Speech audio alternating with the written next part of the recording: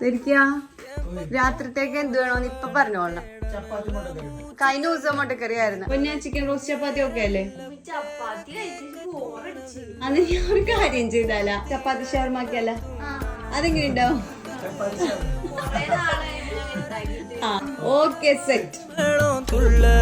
என் பக்கம் போனவன தேட நல்ல மூச்சு தள்ள என் தலைக்கும் ஏறவில்லை பேர கேட்கணும்.